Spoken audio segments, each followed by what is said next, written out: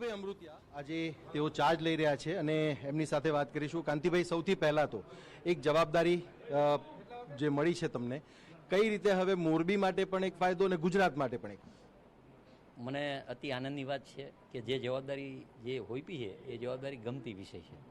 માણસોને જાજામાં જાજો નોકરી મળે, પછી નવી નવી સ્કીમ અને નવા નવા કોર્સ ઊભા થાય. જ્યાં જ્યાં ઉદ્યોગ હોય ત્યાં નવા કોર્સ ચાલુ છે. પણ એથી વિશેષ માનો કે જામનગર હોય તો બનાસકાંઠાને ઉપયોગ આવે, મોરબી હોય તો સિરામિકને આવે, પેપર મિલ અંકલેશ્વર હોય તો આ આવે. એવા નવા નવા કોર્સ થઈ અને ભાઈઓને બહેનોને સારી રીતે પગાર મળે.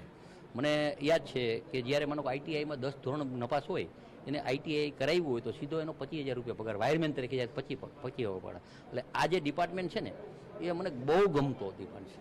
એમાં જેટલી મહેનત કરશે ને એ વર્ષે 2-3 લાખ માણસોને કામ મળે ને એવું મને ડિપાર્ટમેન્ટ નરેન્દ્રભાઈ, અમિતભાઈ, જેપી નડ્ડા સાહેબ, રાજ્યના મુખ્યમંત્રી, અમારા પ્રમુખ શ્રી વિશ્વકર્મા સાહેબે જે હોઈપો છે એ મને બહુ મજાની વાત છે. અચ્છા, સૌથી વધારે મહત્વની વાત તો ત્યાં છે, કારણ કે યુવા દેશ કહેવાય છે ભારત, અને યુવાઓની અપેક્ષા તમારી પાસે સૌથી વધારે હશે. અમારા પ્રફુલભાઈ અમે ઉભા રાહ જોઈને તમારે. તો પ્રફુલભાઈ પણ આવ્યા છે, પ્રફુલભાઈ સાથે પણ ચર્ચા.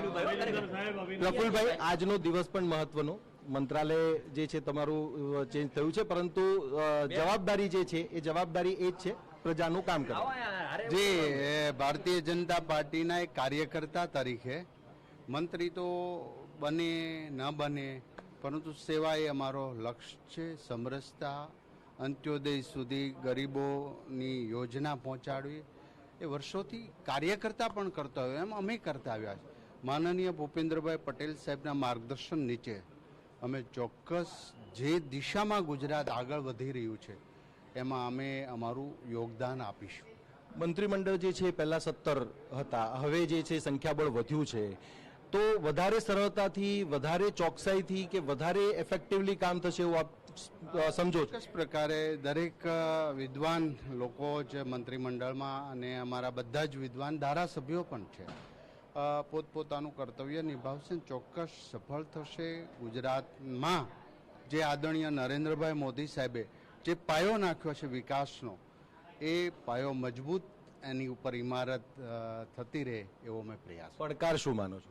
પડકાર હંમેશના માટે દરેક વ્યક્તિ જીવ માટે પડકાર હોય જ છે.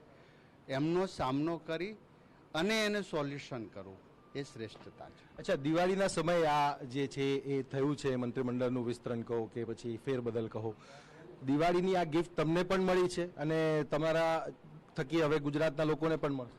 જે ચોક્કસ પ્રકારે મૂલ્યનિષ્ઠતા અને સત્યતા સાથે ગરીબ દર્દીઓની સેવાનો લાભ મળ્યો, જે અમારા દરેક કાર્યકર્તાઓનો એ કરતા જ આવ્યા છે, જે અમે નિષ્ઠાપૂર્વક કરીશું.